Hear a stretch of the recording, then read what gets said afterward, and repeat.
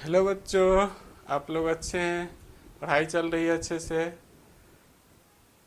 हम लोग surface chemistry read कर रहे थे। सरफेस केमिस्ट्री में कोलॉइड्स स्टार्ट हो गया है और कोलॉइड्स का कुछ टॉपिक आपने रीड कर रखा है।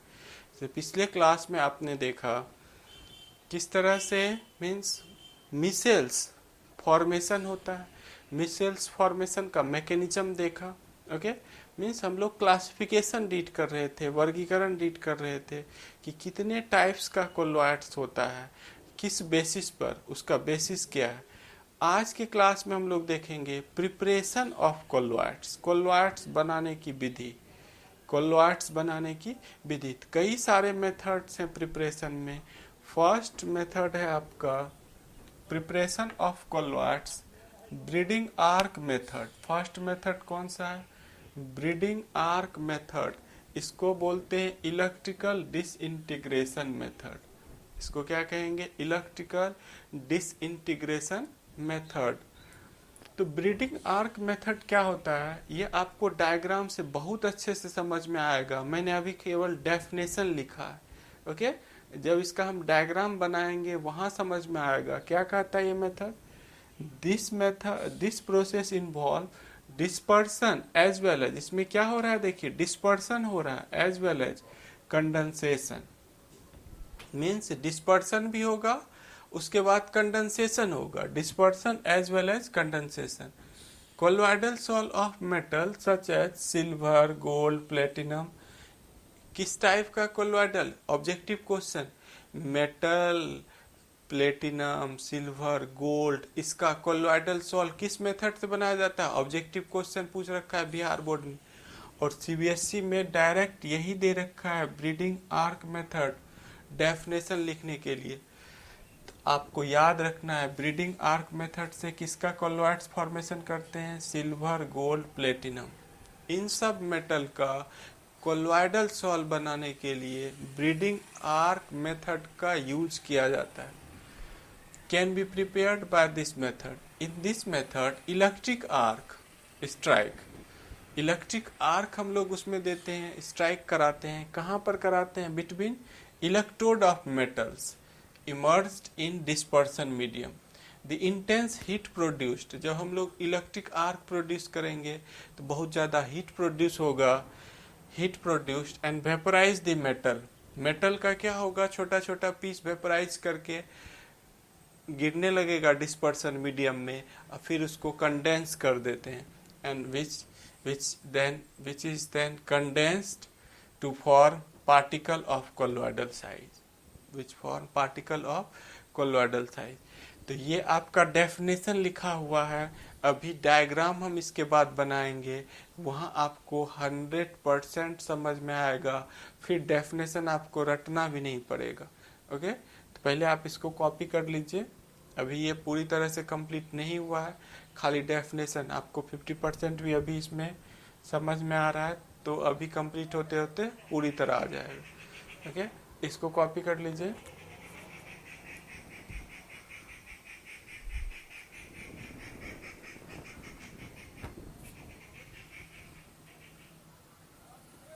देखिए हिंदी में भी मैं इस टॉपिक को हिंदी में भी, आप पूरा बोर्ड ही मैं छोड़ रखा हूँ, हिंदी में भी मैं लिखने जा रहा हूँ इस टॉपिक को।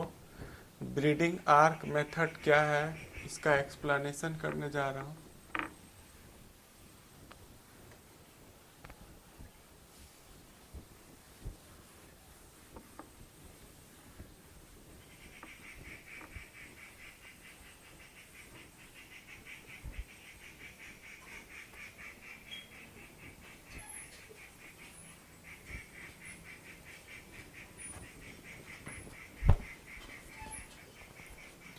इस विधि में डिस्पर्सन मीडियम में डूबे,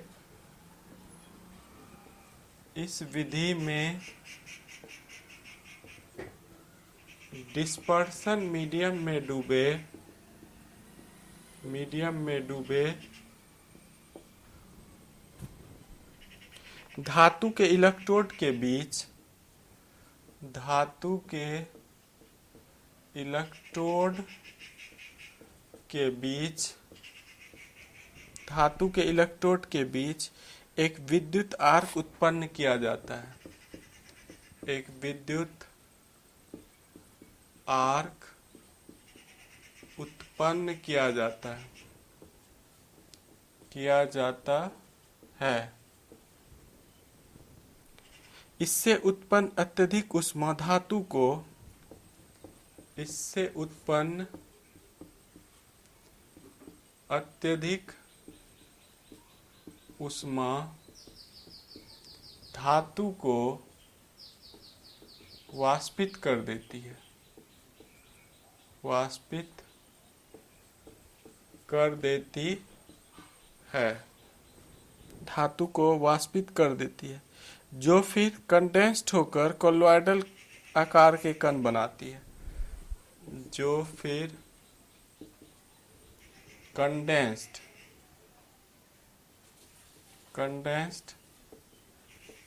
संघनित होकर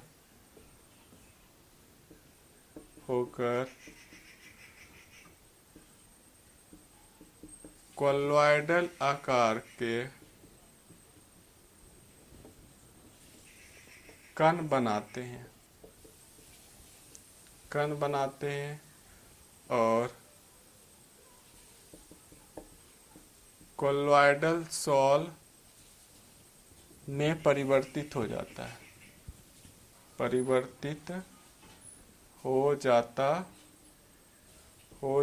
है। इस मेथड में हम लोग किस किस मेटल का यूज कर सकते हैं? इस मेथड का सॉल्व बना सकते हैं प्लेटिनम का, गोल्ड का और सिल्वर का। इन सब मेटल का कोलॉइडल सॉल्व इसी मेथड से, ब्रीडिंग आर्क मेथड से बनाया जाता है। ओके, तो देखिए इसका आप यदि इसको कॉपी कर लिया तो मुझे डायग्राम से ही ये समझाना पड़ेगा, डायग्राम से ही आपको अच्छे समझ में आएगा क्या कह रहा है ये मेथड। इस मेथड में, इस विधि में डिस्पर्सन मीडियम में डूबे धातु के इलेक्ट्रोड के बीच, डिस्पर्सन मीडियम में धातु का इलेक्ट्रोड डुबो देते हैं, उससे इलेक्ट्रिक आर्क पास कराते हैं। धातु के इलेक्ट्रोड के बीच विद्युत आर्क उत्पन्न किया जाता है। विद्युत आर्क उत्पन्न करेंगे, इससे क्या होगा? अत्यधिक ऊष्मा उत्पन्न होगी। जब हम इलेक्ट्रोड से इलेक्ट्रिक करंट पास कराएंगे तो अत्यधिक हीट जनरेट होगा और मेटल वेपराइज होने लगेगा, मेटल छोटे छोटे पीस में वेपर में कन्वर्ट होने लगेगा। ओके, बहुत ज़्यादा हम इलेक्ट्रिक करंट पास कराते हैं। उसको क्या करते हैं? आइस बाथ रहता है चारों साइड, उसको डिस्पर्सन मीडियम में डुबो रखे हैं, आइस बात रखे हैं, तो जैसे ही मेटल वेपर बनना चाहेगा वो कंडेंस हो जाएगा और छोटे छोटे पीस में टूट जाएगा। और छोटे छोटे पीस में जो टूटेगा उसका रेंज किस रेंज में होगा? कोलॉइडल रेंज में होगा। और इस तरह से कोलॉइडल सॉल्व आपको मिल जाएगा। ऑब्जेक्टिव क्वेश्चन यहाँ से देखिए, ये आपको दिख रहा होगा ऑब्जेक्टिव क्वेश्चन, प्लेटिनम, गोल्ड और सिल्वर, इन सब मेटल को हम लोग ब्रीडिंग आर्क मेथड से कोलॉइडल सॉल्व में कन्वर्ट करते हैं। ओके, पहले आप कॉपी कीजिए और डायग्राम बनाएंगे इसका हम, तब आपको और बेटर ढंग से समझ में आएगा। आप में भी कॉपी कर रहे होंगे।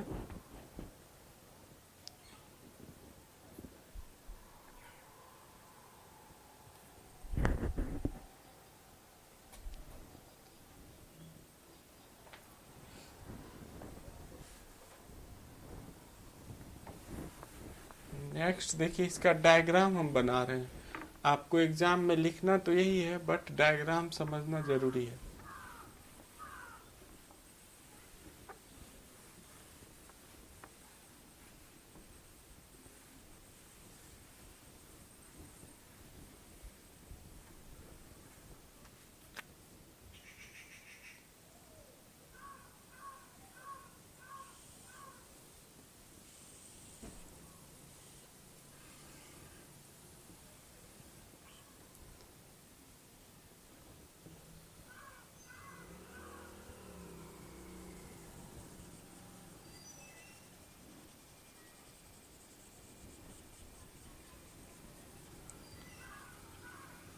ये क्या रखा है? ये आइस बात है, यहाँ आइस बात है इसमें।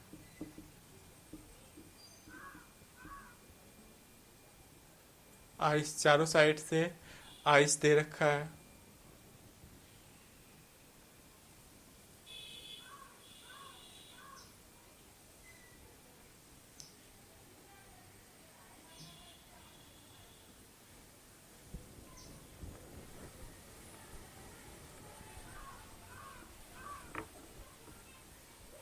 ये डायग्राम किसका है? ब्रीडिंग आर्क मेथड का।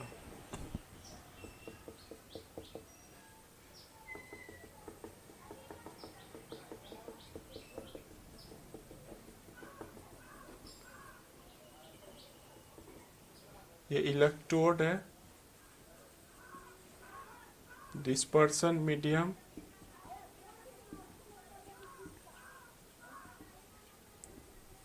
और इससे इलेक्ट्रिक करंट पास करा रहा है। ये वायर वगैरह निकला हुआ है। ओके, ये मेटल का इलेक्ट्रोड है, जिस मेटल का आपको बनाना है। अब देखिए, इस डायग्राम से आपको 100% समझ में आ जाएगा कि ब्रीडिंग आर्क मेथड क्या होता है। ये कौन सा मेथड हम बता रहे हैं?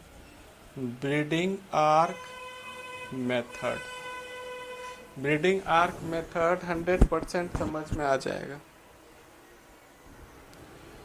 ये प्लस है, यहाँ माइनस है, इलेक्ट्रिक करंट। देखिए क्या होता है। इस डायग्राम को समझने की कोशिश कीजिए आप। डेफिनेशन में कुछ नहीं रखा। यदि आप इस डायग्राम को समझ लेते हैं तो बहुत ही आसान हो जाएगा खुद से डेफिनेशन बना के लिखना। ओके, देखिए ये रॉड है, मेटल का रॉड है, जिसका आपको कोलॉइडल सॉल्व बनाना है, उसका रॉड है। जैसे प्लेटिनम का, गोल्ड का, सिल्वर का, ये भी रॉड है उसी का। ओके, और इसको डिस्पर्सन मीडियम में डाल रखें।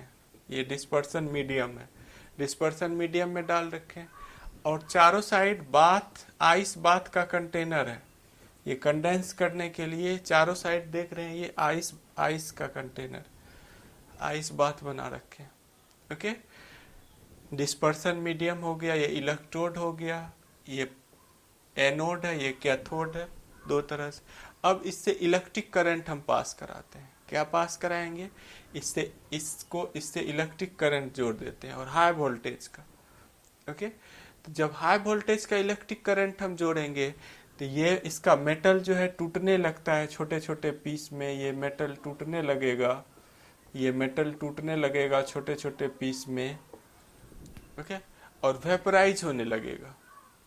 आप रॉड को ऐसे भी बहुत ज़्यादा हीट कीजिए, आयरन के, प्लेटिनम, किसी को आप हीट करते हैं तो क्या होता है? पिघलने लगता है।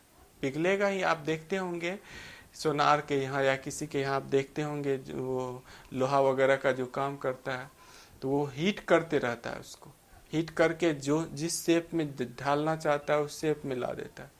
तो बहुत ज़्यादा यदि हम उसको हीट करेंगे किसी भी मेथड से तो वो वेपर में मेल्ट करके वेपर में जाना चाहेगा। तो ये मेल्ट करके पहले वेपर में कन्वर्ट होने लगा, लेकिन यहाँ चारों साइड देखिए आइस का कंटेनर लगा हुआ है, इसको ये वेपर में नहीं जाने देता है, और छोटे छोटे पीस में बनाकर यहाँ कोलॉइडल सॉल्व बना लेता है।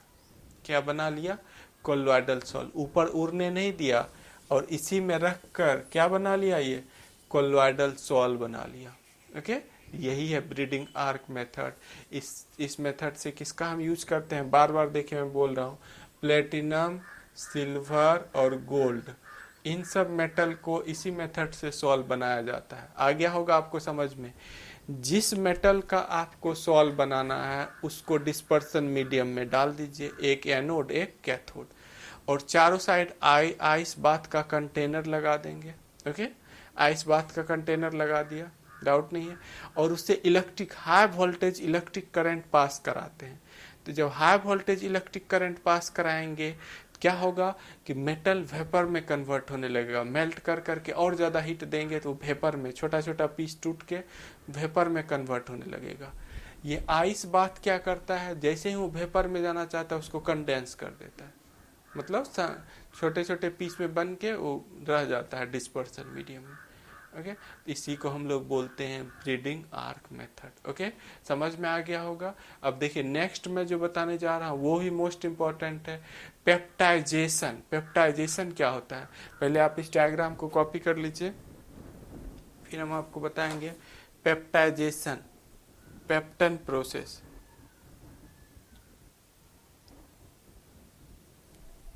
मे बी आपने डायग्राम कॉपी कर लिया होगा, एग्जाम में डायग्राम बनाने की जरूरत नहीं है।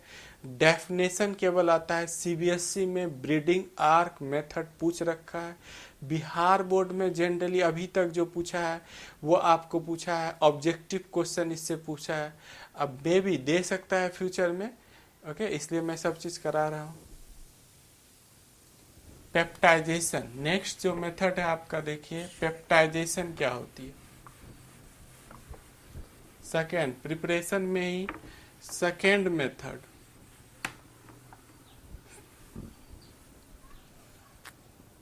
मोस्ट इम्पॉर्टेंट है, चाहे बिहार बोर्ड हो या सीबीएसई हो, दोनों ही एग्जाम में ये पूछा हुआ है। सेकेंड मेथड पेप्टाइजेशन, पेप्टन प्रोसेस क्या होती है।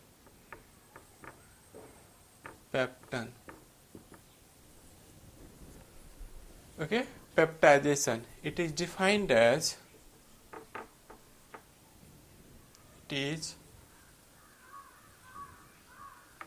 defined as defined as the process of converting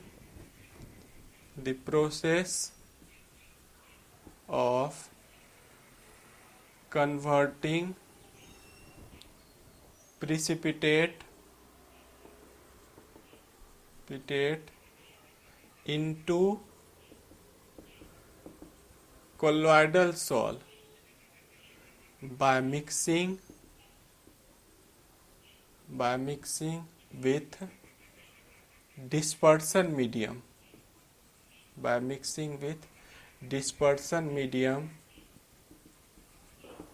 in the presence of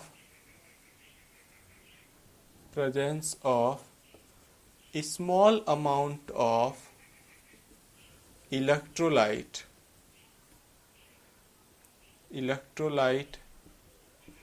that is called peptizing agent, and this process is called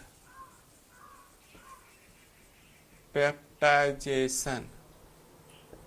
this process is called peptization. अभी मैं समझा रहा हूँ, पहले आप डेफिनेशन लिख लीजिए होता है क्या। बहुत ही आसान है, okay. It is defined as process of converting, यहाँ लिखा हुआ है converting precipitate PPT into colloidal salt. Means precipitate को हम लोग किस में कन्वर्ट कर रहे हैं, प्रिसिपिटेट को कोलोइडल सॉल्ट में कन्वर्ट कर रहे हैं। कैसे कन्वर्ट कर रहे हैं, by mixing with dispersion medium में मिला के कन्वर्ट कर रहे हैं। इसको डिस्पर्सन मीडियम में मिलाएंगे, किसके प्रेजेंस में मिलाएंगे, देखिए in the presence of small amount of electrolyte, small amount में इलेक्ट्रोलाइट हम डालते हैं उसमें, और उस इलेक्ट्रोलाइट को क्या बोलते हैं, पेप्टाइजिंग एजेंट। इलेक्ट्रोलाइट को क्या कहेंगे, पेप्टाइजिंग एजेंट, और इस प्रोसेस को क्या कहते हैं, peptization. This process is called peptization, okay. May be आपने डेफिनेशन कॉपी किया, पूरा बोर्ड छोड़ रहा हूँ, देखिए।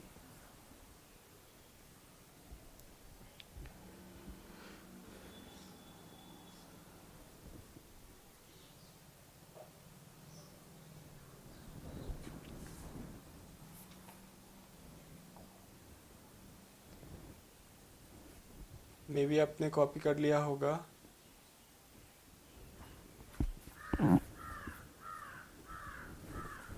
देखिए हिंदी में मैं लिखने जा रहा हूँ, पेप्टन प्रोसेस क्या होती है।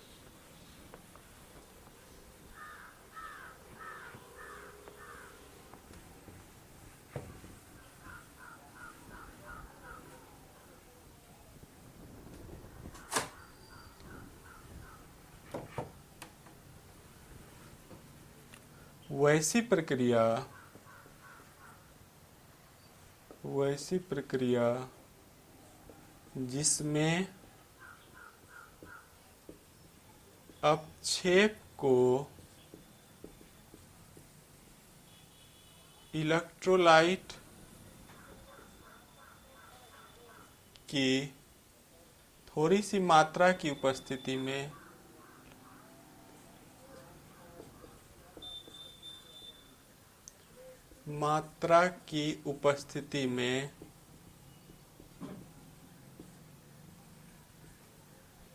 डिस्पर्सन मीडियम में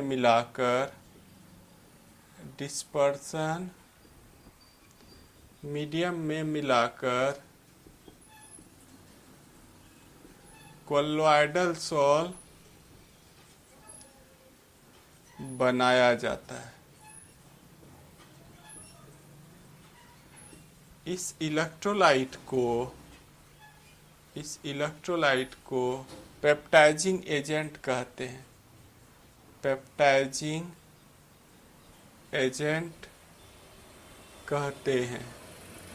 और इस प्रक्रिया को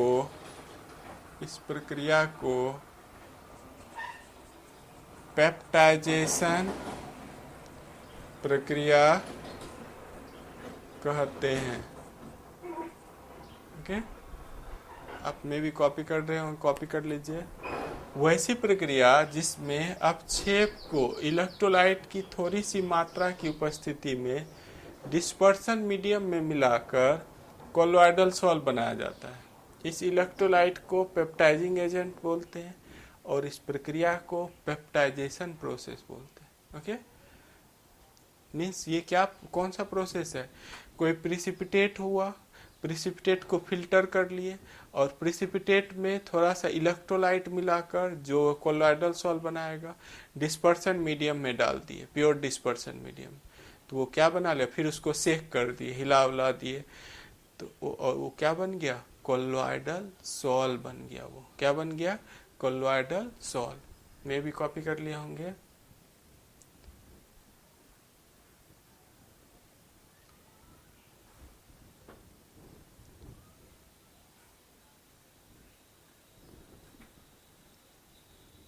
देखिए, पेप्टाइजेशन प्रोसेस बहुत ही आसान है। पेप्टाइजेशन प्रोसेस बहुत ही आसान है। देखिए, मैं बताने जा रहा हूँ।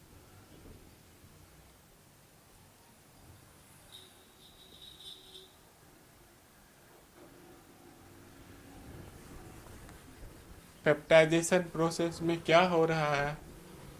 कोई अपक्षेप है, देखिए यहाँ पर ये प्रिसिपिटेट है, नीचे सेटल कर गया।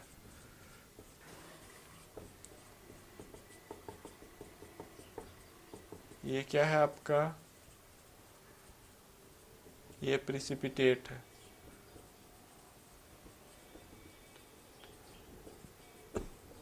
अपक्षेप है ये, पीपीटी। इसको फिल्टर कर लिया, प्रिसिपिटेट को क्या कर लिया? पहले फिल्टर कर लिया, ये प्रिसिपिटेट फिल्टर हो गया।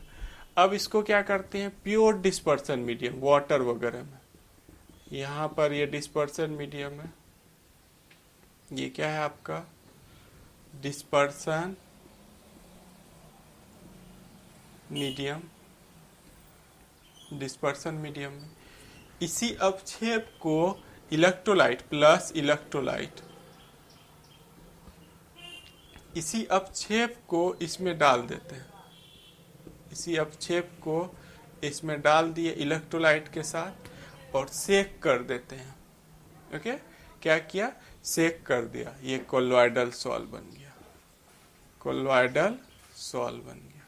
समझ में आ रहा है आपको क्या कर रहे हैं? मीन्स कहीं प्रिसिपिटेट हो रहा है, कहीं क्या हो रहा है? प्रिसिपिटेट, अपक्षेप बच रहा है, नीचे बैठ रहा है, उसको फिल्टर कर लिए। उसको क्या किए? फिल्टर कर लिए। फिर उसमें कुछ इलेक्ट्रोलाइट, जैसे कभी NaCl, कभी KCl जैसा इलेक्ट्रोलाइट उसको स्टेबलाइज करेगा। उसमें कुछ थोड़ा सा स्मॉल अमाउंट में इलेक्ट्रोलाइट डाल करके उसको पानी में या जिस डिस्पर्सन मीडियम में कोलोइडल सॉल्व बनाएगा उसमें डाल के उसको सेक कर देते हैं। कुछ देर हिला दिए, बस वो क्या बन जाता है? Colloidal solve. तो अपक्षेप समझ रहे हैं? Precipitate, अपक्षेप, precipitate. प्रिसिपिटेट को, अपक्षेप को डिस्पर्सन मीडियम में मिलाकर, डिस्पर्सन मीडियम में इलेक्ट्रोलाइट के साथ मिलाकर कोलोइडल सॉल्ट बनाने की प्रक्रिया को ही क्या बोलते हैं? पेप्टाइजेशन। कोलोइडल सॉल्ट बनाने की प्रक्रिया को क्या कहते हैं? पेप्टाइजेशन। आपको बिल्कुल समझ में आ गया होगा। कैसे याद रखिएगा, देखिए इस डायग्राम से भी समझ रहे हैं। पेप्टाइजेशन को आप कैसे याद रखिएगा, देखिए पूरा बोर्ड मैंने छोड़ दिया, एक बार आप पॉज करके भी अब लिख सकते हैं। पेप्टाइजेशन को कैसे याद रखिएगा? पेप्टाइजेशन बहुत ही आसान है। देखिए पेप्टाइजेशन क्या है? प्रिसिपिटेट, पीपीटी, जिसको हिंदी में अवक्षेप बोलते हैं, अवक्षेप plus electrolyte, electrolyte plus dispersion medium, plus dispersion medium, ये तीनों मिलकर क्या बनाता है?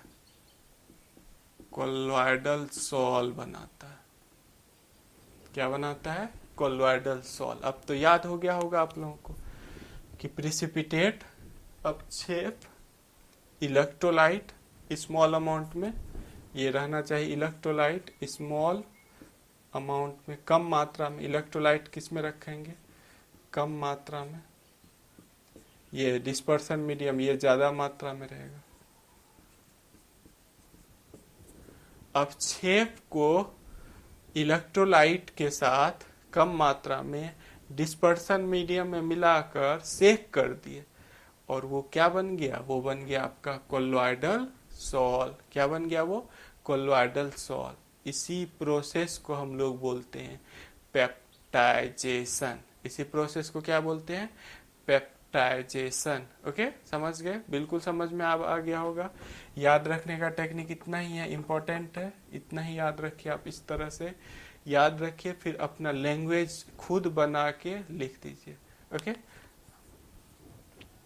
नेक्स्ट देखिए केमिकल प्रोसेस है आपका। नेक्स्ट जो मेथड है बाय केमिकल मेथड। अब केमिकल मेथड, थर्ड मेथड है आपका preparation of colloids by chemical methods. Third method है chemical method. Colloidal salt can be prepared by oxidation, reduction, and hydrolysis, etc. Colloidal salt can be prepared by oxidation reaction, reduction reaction और hydrolysis etcetera. Okay, colloidal salt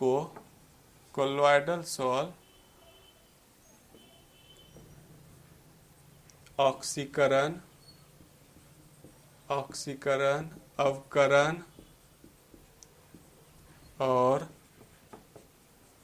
hydrolysis विधि से बनाया जाता है। Means कोई process है जिसमें oxidation हो रहा है, कोई प्रोसेस है जिसमें रिडक्शन हो रहा है। इन सब मेथड से हम लोग क्या बना सकते हैं? इन सब मेथड से हम लोग कोलोइडल सॉल्ट बना सकते हैं। क्या बना सकते हैं? कोलोइडल सॉल्ट बना सकते हैं। जैसे इसका एग्जांपल देखिए, FeCl3 प्लस H2O, ये हाइड्रोलाइसिस हो रहा है और ये बना दिया FeOH3, इसका सोल बना दिया प्लस HCl, ये बन गया। ओके, नेक्स्ट है देखिए SO2 प्लस H2S, ये ऑक्सीडेशन मेथड से ये बन गया सल्फर सॉल प्लस H2O। हमने बैलेंस नहीं किया है, इस इक्वेशन में बैलेंस नहीं किया है, आप बैलेंस कर लीजिएगा। ये भी सॉल्व बन गया, ये भी सॉल्व बन गया। केवल आपको क्या करना है? बस बैलेंस करना है। ये टॉपिक एंड हो गया। अगले क्लास में हम लोग प्यूरिफिकेशन देखेंगे। ओके।